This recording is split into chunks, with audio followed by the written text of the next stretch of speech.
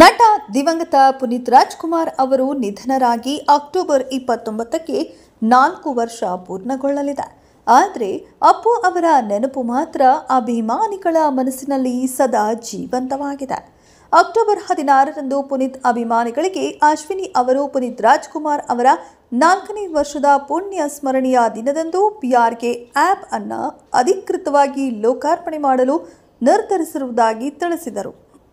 ಈ ಬಗ್ಗೆ ಅಶ್ವಿನಿ ಪುನೀತ್ ರಾಜ್ಕುಮಾರ್ ಅವರು ಸಾಮಾಜಿಕ ಮಾಧ್ಯಮದಲ್ಲಿ ವಿಡಿಯೋ ಮೂಲಕ ಮಾಹಿತಿ ಹಂಚಿಕೊಂಡಿದ್ದರು. ಪ್ರೀತಿಯಿಂದ ಅಪ್ಪು ಅಭಿಮಾನಿಗಳಿಗಾಗಿ ನಿಮ್ಮ ಕುತೂಹಲಕ್ಕೆ ತೆರೆ ಎಳೆಯುವ ಸಮಯ ಬಂದಿದೆ.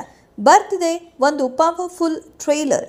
ಇದೇ ಶನಿವಾರ ಬೆಳಗ್ಗೆ 11:55ಕ್ಕೆ ಮತ್ತೆ ಅಪ್ಪುವನ್ನ PRK ಆ್ಯಪ್ ಮೂಲಕ ಕಣ್ತುಂಬಿಕೊಳ್ಳಲು ರೆಡಿಯಾಗಿ ಎಂದು ಬರೆದುಕೊಂಡು ವಿಡಿಯೋವೊಂದನ್ನು ಹಂಚಿಕೊಂಡಿದ್ದರು.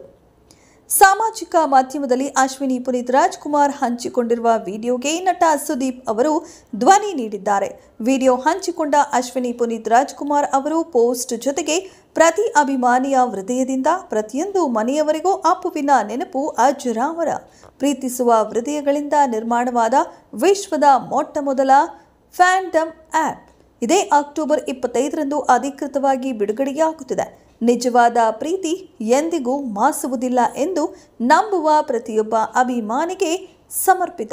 ಈ ಭಾವನಾತ್ಮಕ ಪ್ರಯಾಣಕ್ಕೆ ತಮ್ಮ ಶಕ್ತಿಯುತ ಧ್ವನಿಯನ್ನ ನೀಡಿದ್ದಕ್ಕಾಗಿ ಕಿಚ್ಚ ಸುದೀಪ್ ಅವರಿಗೆ ಹೃತ್ಪೂರ್ವಕ ಧನ್ಯವಾದಗಳು ಎಂದು ಬರೆದುಕೊಂಡಿದ್ದಾರೆ.